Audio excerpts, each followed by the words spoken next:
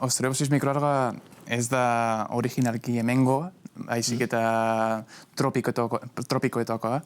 Baina, klima aldaketa dela eta ziurrenik pizkanaka heldu da gure kostaldera. Eta orduan, gaur egun ia udaro aurkitu aldugu gure hainbat hondartzetan. Eta, beraz, Ostreopsis da mikroalga mikroskopikoa, hori bere izen esaten du. Orduan ez dugu begiekin bakarrik ikusia ahal izan. Orduan mikroskopio bat behar da ikusteko.